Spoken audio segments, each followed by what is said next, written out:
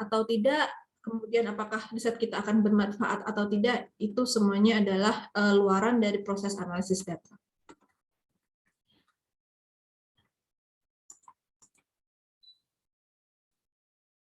Oke, saya akan mulai. Sebelumnya kita coba membandingkan terlebih dahulu tentang penelitian kuanti dan kuali. Jadi penelitian kuantitatif itu dia berusaha menemukan keterkaitan di antara fakta-fakta tentang suatu fenomena sosial. Keterkaitan antar fakta-fakta inilah yang sering kita sebut sebagai keterkaitan antar variabel. Maka dari itu, variabel yang diteliti dalam penelitian kuantitatif pasti lebih dari satu. Contohnya, kalian menghubungkan motivasi dengan belajar, kalian menghubungkan pola asuh dengan perilaku agresif remaja, kalian menghubungkan pengaruh teman pada perilaku merokok. Jadi, pasti dia ada dua hal yang hendak dikaitkan. Sementara beda dengan penelitian kualitatif. Kualitatif itu dia berusaha memahami perilaku manusia dari perspektif narasumber. Nah, jadi dia lebih mengeksplorasi.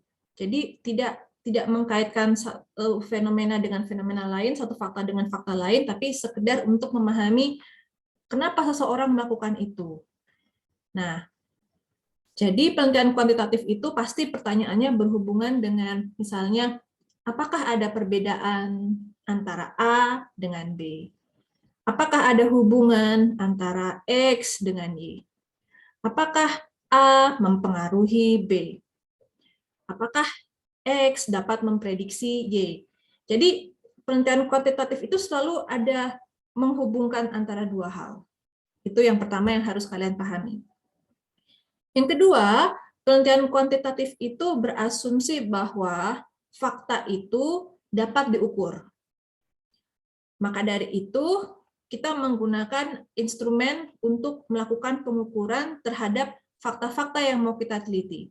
Di psikologi, fakta-faktanya berupa fakta perilaku dan psikologis, ya, misalnya kalian mau menghubungkan motivasi dengan prestasi belajar. Maka realitas tentang motivasi itu diukur menggunakan skala motivasi misalnya. Kemudian realitas tentang prestasi belajar diukur misalnya menggunakan tes prestasi akademik. Kayak gitu. Ini beda dengan penelitian kuali. Kalau penelitian kualitatif, dia berasumsi bahwa fakta yang diteliti itu bersifat dinamis dan selalu berubah-ubah. Karena perspektif narasumber itu bisa jadi berganti-ganti. Kayak gitu. Nah, ini bedanya ya. Jadi, penelitian kuanti itu pasti melibatkan pengukuran. Nah, data dikumpulkan dengan mengukur hal-hal atau variabel. Jadi data dalam kuantitatif pasti bersumber dari hasil pengukuran. Nah, hasil pengukuran itu pasti akan menghasilkan data angka, data yang berupa angka. Ini lain dengan penelitian kualitatif. Kalau penelitian kualitatif, datanya dikumpulkan dengan cara mengobservasi dan mewawancarai narasumber. Maka dari itu, datanya akan berupa deskripsi-deskripsi pengalaman. Kayak gitu. Jadi beda. Kalau kuanti dia angka, kalau kuali dia berupa deskripsi pengalaman. Nah, di analisis datanya kalau kuanti, caranya dengan membandingkan angka-angka tersebut, melihat bagaimana polanya, dan dengan menggunakan statistika inferensial. Kayak gitu. Kalau penelitian kualitatif, datanya dianalisis per tema-tema dari cerita yang disampaikan narasumber, ada tema-tema apa saja yang muncul, kayak gitu. Nah, jadi mengapa kita perlu mempelajari analisis metode analisis data? Karena dengan inilah kita akan menemukan hasil penelitian kita. Statistika itu digunakan untuk kita memaknai angka-angka itu maksudnya bagaimana. Nanti hasilnya, kalau sudah selesai analisisnya, data itu akan dilaporkan melalui analisis statistik, sementara kok di kualitatif, penelitian kualitatif, data dilaporkan berdasarkan perspektif narasumber. Jadi ini adalah dua hal yang berbeda. Kita akan fokus di penelitian kuantitatif. Kenapa saya menyampaikan hal ini? Ini karena kita kan sudah mau praktek analisis data, agar kalian paham hal-hal yang paling basic. Pertama, penelitian kuantitatif itu melibatkan variabel. Variabel itu paling tidak ada 2. Variabel itu diukur, hasil pengukurannya menghasilkan data angka, angka itulah yang akan kita analisis. Sekarang kita coba review dulu apa itu data kuantitatif. Data kuantitatif adalah data yang berupa angka-angka hasil dari upaya peneliti mengkuantifikasi suatu fakta atau variabel psikologis. Jadi misalnya fakta psikologisnya motivasi berprestasi. Kalian sudah mengukurnya dengan skala. Skala itu misalnya item pertama tentang saya senang belajar. Itu kan belum berupa angka, ya kan? Tapi kemudian kita sebagai peneliti berusaha memahami motivasi itu dengan cara mengukurnya. Kalau mengukur itu pasti kita berusaha menjawab pertanyaan seperti berapa banyak, berapa besar, berapa sering, berapa kuat dari variabel yang kita ukur tersebut. Maka dari itu kita di dalam penelitian kuanti tidak bertanya motivasi berprestasimu kayak apa sih? Yang kita tanyakan adalah seberapa besar motivasi berprestasimu. Jadi kita mau mencari kuantitasnya. Nah, kalau kita mencari kuantitasnya, kita akan punya skala dari rendah, sangat rendah, rendah, sedang, tinggi, sangat tinggi, ya kan? Nah, ketika dia sudah menjadi skala punya rentang kuantitatif semacam itu, itulah yang kemudian nanti bisa dikonversi ke dalam angka. Jadi data kuantitatif itu dihasilkan dari proses pengukuran menggunakan suatu instrumen, kalau dalam psikologi berisi skala atau tes psikologi, yang kemudian itu dihitung jumlah atau besarannya menggunakan skala numerik. Jadi yang tadi saya contohkan ada sangat rendah, rendah, sedang, besar, tinggi, atau sangat tinggi, itu kita sedang mengukur besaran skala numeriknya. Misalnya nanti sangat rendah itu kita kasih skor 1. Rendah sudah naik 1 tingkat lagi 2. Sedang naik lagi kita kasih skor 3. Tinggi naik 1 tingkat lagi kita kasih skor 4. Kemudian sangat tinggi, yang paling tinggi kita kasih skor 5. Jadi begitulah proses kurang lebih bagaimana kita menghasilkan data angka itu. Kemudian analisis angka ini kita menggunakan berbagai teknik statistik yang saat ini sudah dibantu oleh banyak sekali software.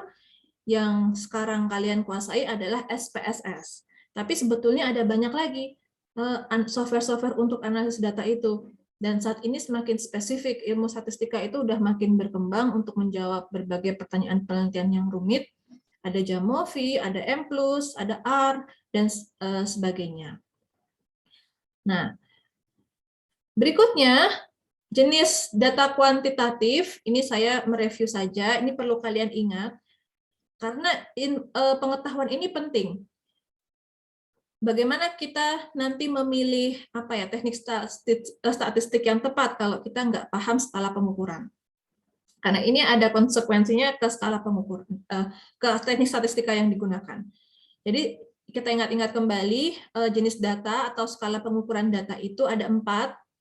Ada nominal, ada ordinal, ada interval, dan rasio. Data nominal dan ordinal itu disebut juga data kategorikal. Jadi pada data ini kita memberikan nilai angka hanya untuk mengkategorikan nilai atau skor nilai dari partisipan kita.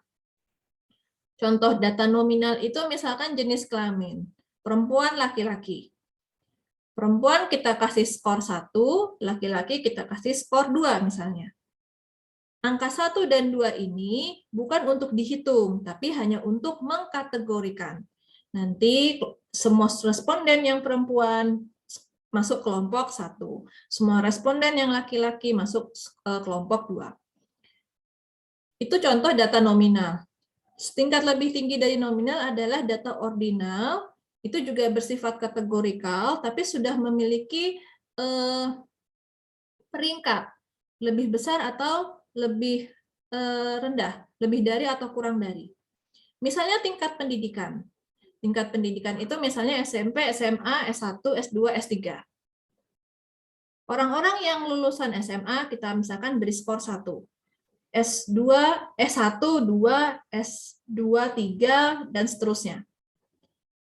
1, 2, 3 dalam skala ordinal ini bukan juga untuk dihitung, tapi untuk mengkategorikan, tapi dengan informasi tambahan, kategori itu sudah memiliki peringkat. Contohnya seperti ukuran baju, ada S, M, L. Misalkan orang-orang dengan ukuran badan S, kita kasih kelompok 1. Itu berarti yang paling rendah. Orang-orang dengan ukuran badan M, kita kasih skor 2. Itu artinya dia di kelompok di kategori sedang. Orang-orang yang badannya L, kita kasih skor 3. 1, 2, 3 ini bukan untuk dihitung, tapi hanya untuk mengkategorikan yang ada peringkatnya. Itu data ordinal. Setingkat lebih tinggi dari data ordinal, ada data interval. Hasil pengukuran yang itu sudah punya makna kuantitatif. Inilah yang dihitung. Kalau data nominal ordinal itu nggak bisa buat menghitung, hanya untuk mengkategorikan, data interval dan rasio ini yang bisa kita hitung. Nah, data interval dan rasio ini yang banyak sekali nanti terlibat dalam berbagai teknik analisis statistik. Contohnya misalkan kalian pernah tes TOEFL. Skor TOEFL, skor itu adalah contoh data interval. Misalkan kalian pernah ukur kolesterol, kemudian mendapatkan, oh kolesterolnya 180, oh kolesterolnya sekian, itu data interval. Atau misalnya kalian pernah tes IQ, kemudian dapat IQ saya 90, 80, 100, 120, itu data interval. Angka itu sudah punya makna numerik.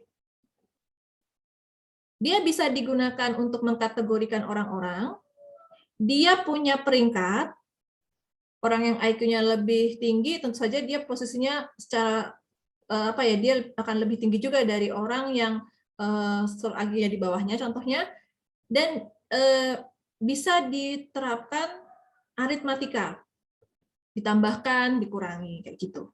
Nah, yang lebih tinggi dari interval adalah data rasio. Adalah data yang setingkat lebih tinggi karena dia punya nilai nol mutlak. Yang artinya ketika kita melakukan pengukuran dan didapatkan hasil nol, maka kita dapat memahami bahwa yang kita ukur itu tidak ada pada orang tersebut. Contohnya misalnya pendapatan.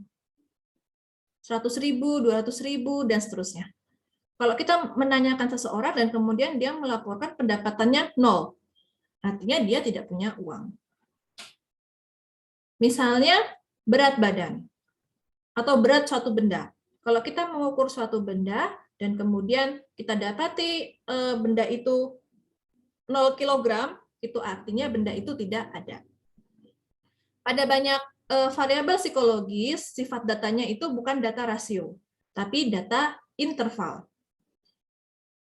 Jadi data rasio itu lebih banyak pada hasil-hasil pengukuran fisik yang ada wujud materialnya.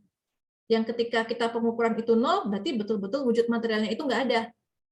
Contoh kayak kecepatan. Kalau kecepatan itu 0, ya artinya benda itu tidak bergerak sama sekali.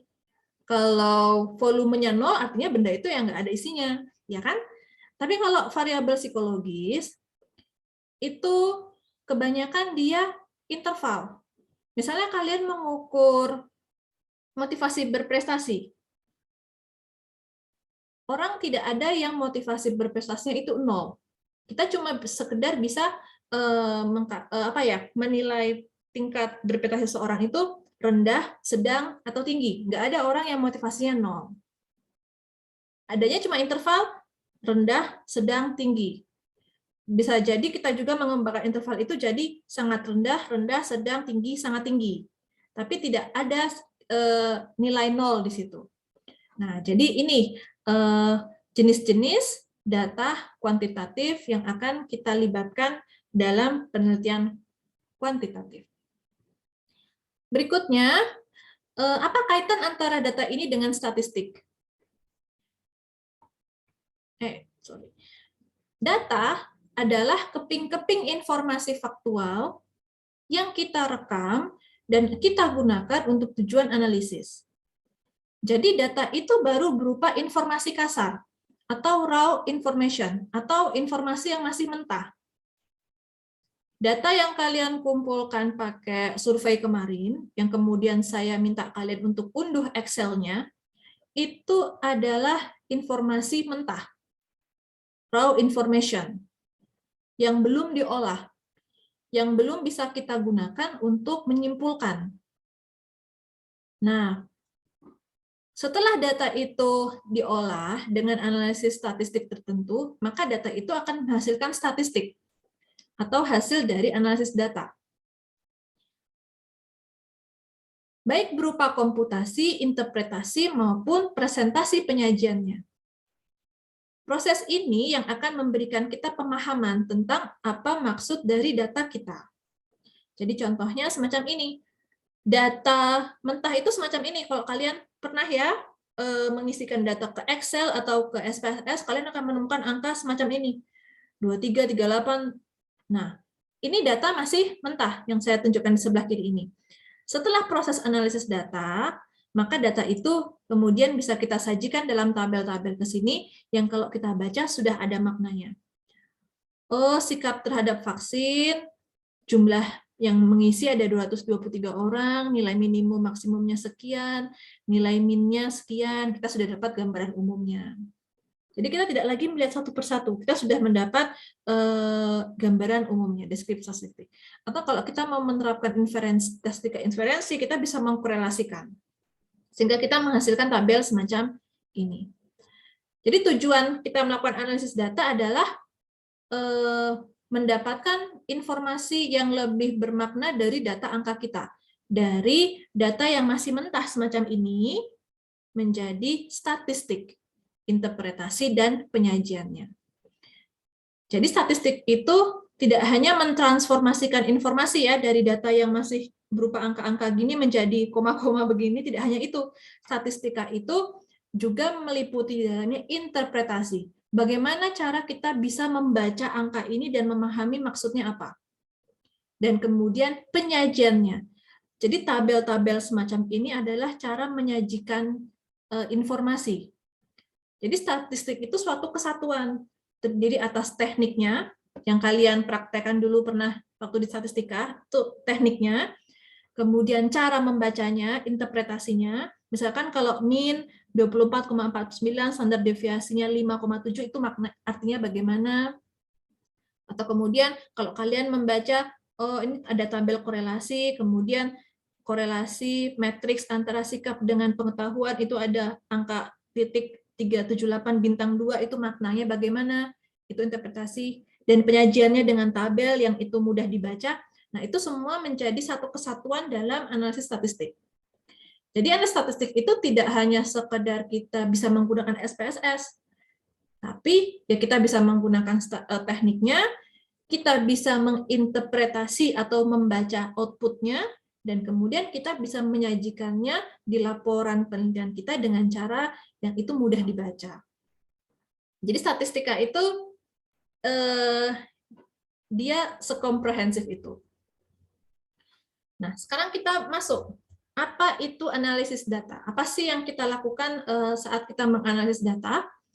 Analisis data adalah proses menginspeksi atau memeriksa data, membersihkan, mentransformasi, dan membuat model untuk menarik informasi penting dari data, sehingga kita dapat mengambil kesimpulan. Analisis data itu juga merupakan proses kita menerapkan teknik-teknik statistika secara sistematis untuk mendeskripsikan, meringkas, dan mengevaluasi data, serta menarik inferensi dari data. Jadi gambaran, tunggu, saya cari sebentar. Jadi gambaran nggak mau keluar. Oh. Jadi gambaran sederhananya itu semacam ini. Kalian perhatikan gambar ini ya. Jadi analisis data itu, misalkan kita sudah punya populasi, kemudian dari populasi itu kita ambil sampel, pada sampel inilah kita mengumpulkan data dan mendapatkan data. Nah, dengan data ini kemudian kita analisis, menghasilkan deskriptif statistikanya. Dengan statistika inferensial kita bisa menguji signifikansi untuk melihat, untuk menarik inferensi, apakah hasil analisis dari sampel ini bisa kemudian digeneralisasi ke populasi. Jadi gambaran umum prosesnya itu semacam itu. Goalnya proses analisis data.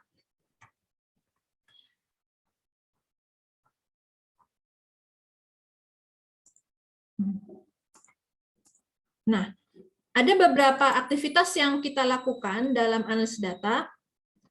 Yang pertama, memeriksa dan membersihkan data.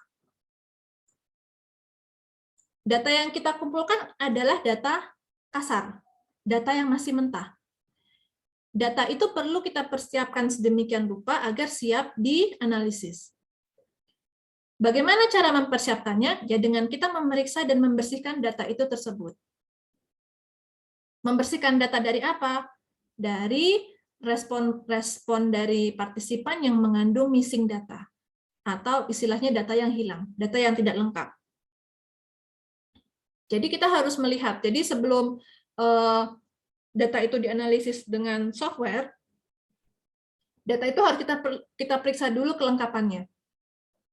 Ada tidak di antara jawaban subjek itu yang kelewatan, atau yang hilang, tidak ada angkanya, tidak muncul datanya. Nah, kalau ada respon yang mengandung missing data, itu istilahnya missing data, respon itu dieliminasi. Jadi orang tersebut tidak kita masukkan dalam analisis. Datanya gugur. Itu penting karena yang kita analisis itu harus data yang betul-betul dia lengkap. Jadi orang itu mengerjakan instrumen kita betul-betul lengkap dari depan sampai belakang. Aktivitas berikutnya adalah mentransformasi data. Mengkode data itu jadi angka. Kok dalam penelitian psikologi itu namanya scoring. Jadi kita memberikan skor. Yang awalnya kalian lihat respon subjek itu hanya sangat sesuai, netral, dan seterusnya, itu kan belum berupa angka. Nah, bagaimana kita kemudian mentransformasi respon itu menjadi angka, itu namanya scoring. Langkah ketiga adalah menarik informasi penting dari data. Disinilah kita mulai melakukan analisis data menggunakan software. Dengan dua tujuan, mendeskripsikan data itu dengan statistika deskriptif dan menarik inferensi. Inferensi itu penarikan kesimpulan dari sampel ke populasi untuk tujuan generalisasi. Nah, di sini kita menerapkan statistika inferensial untuk melakukan dua hal. Ada yang namanya uji asumsi dan uji hipotesis. Barulah setelah proses tahap ketiga ini selesai, kita melaporkan hasilnya dalam bentuk tabel dan diagram. Jadi kurang lebih ada dua tahap dalam kita melakukan analisis data. Pertama adalah kita mempersiapkan data itu dulu, barulah yang kedua kita analisis data itu. Jadi ibaratnya kalau orang berenang itu ya harus persiapan kan, nggak langsung jebur ke dalam kolam kan. Kita harus persiapan dulu baju renangnya dan sebagainya macam, makan dulu, pemanasan dulu. Nah, analisis data juga begitu. Data itu harus kita persiapkan. Persiapannya yang pertama, kita membersihkan data dari missing data. Membersihkan respon-respon yang mengandung missing data. Jadi setelah subjek kita itu semuanya datanya lengkap, barulah kita melakukan scoring untuk memberikan skor. Jadi yang dianalisis itu adalah skornya ini. Kayak gitu. Secara umum proses analisis data gambaran umumnya seperti itu. Mungkin dari kalian akan ada yang bertanya, kalau nanti ada respon yang dieliminasi, berarti jumlah data kita, jumlah responden kita berkurang. Sangat bisa. Jadi misalnya kalian mengumpulkan 30 responden.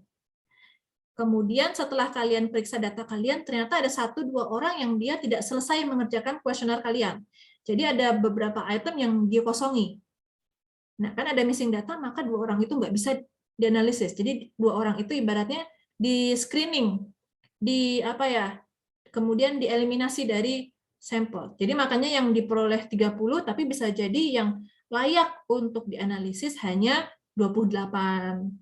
Bisa jadi semacam itu. Maka dari itu, ini ada kaitannya dengan proses pengumpulan data ya. Kita harus mengantisipasi kira-kira nanti missing datanya ada berapa ya. Misalnya kita target berdasarkan ukuran sampel yang kita tetapkan, misalkan kita targetnya 150 orang.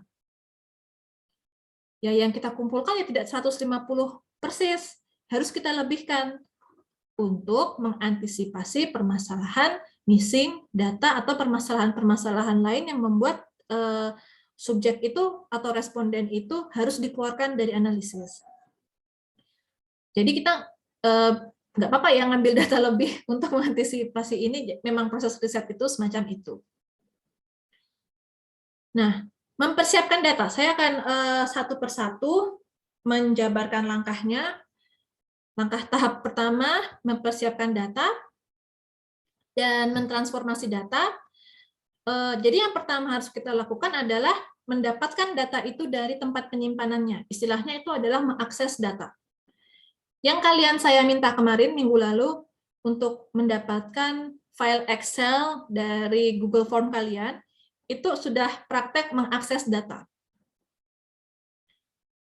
Jadi data itu nggak bisa dianalisis kalau kalian nggak bisa mengaksesnya, ya kan? Sederhana itu maksudnya logikanya.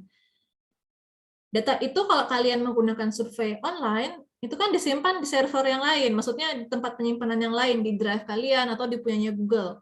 Nah, kalau modernisasi itu harus kalian dapatkan dulu, harus kalian simpan di tempat kalian dulu.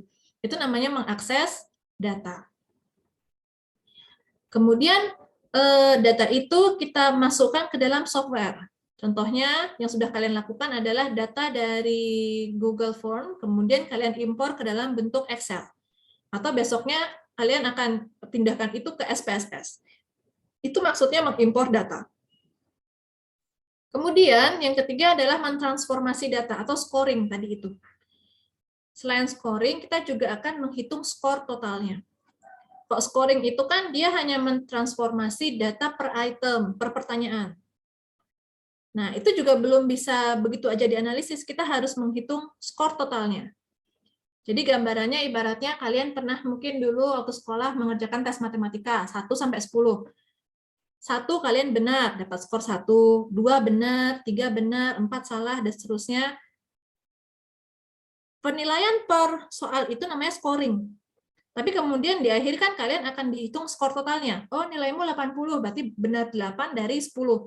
Itu menghitung skor total. Hal yang sama juga akan kita gunakan terhadap skala psikologi kita.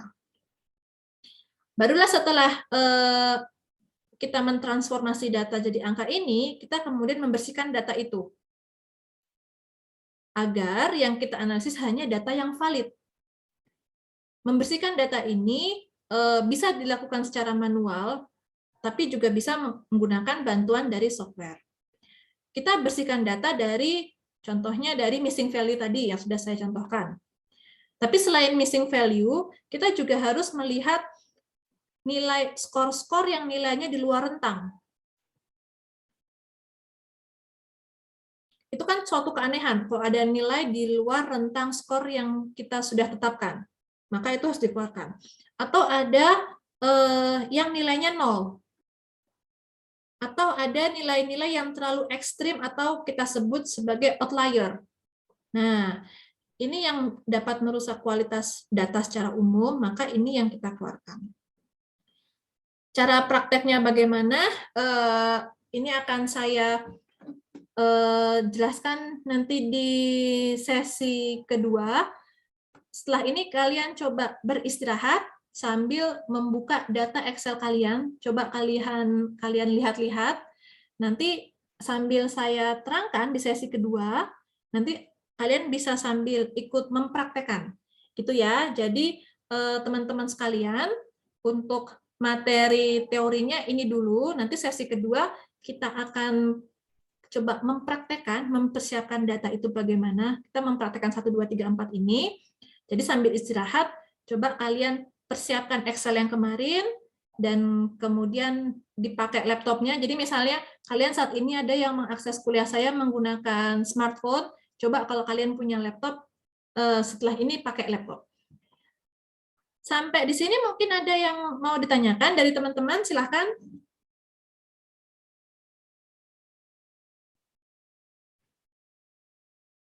Bu, Ya, silahkan. kalau data yang nilai yang terlalu ekstrim itu yang bagaimana sih, Bu? Apakah kayak yang sama gitu loh, Bu, jawabnya? Misalnya sangat setuju semua, apa gimana? Itu nilai yang dia nyempil sendiri. Jadi gambarannya itu semacam ini.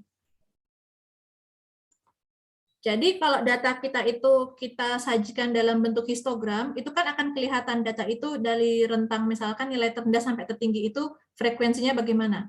Nah, kalau ada data-data yang itu dia menyendiri semacam ini, nilainya terlalu ekstrim, bisa terlalu tinggi atau terlalu rendah, tapi dia nyempil, nggak jadi satu dengan kawanannya. Nah, ini namanya outlier. Kayak gitu.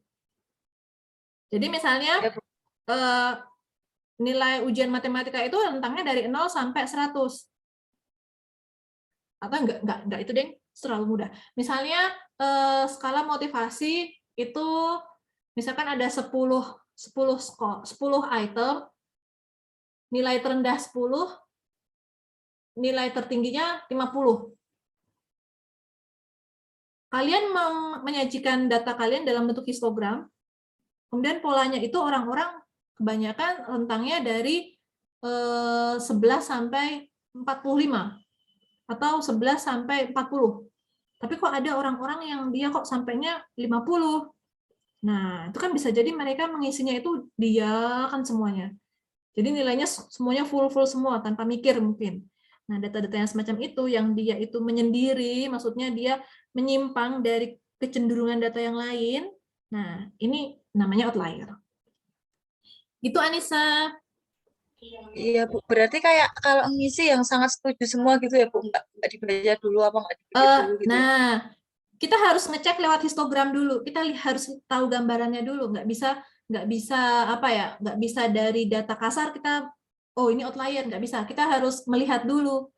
Diagnosis outlier-nya ada caranya kayak gitu. Jadi nggak bisa baru dari Excel aja. Gitu ya. Ya, Oke. terima kasih. Yang lain mungkin ada yang mau bertanya?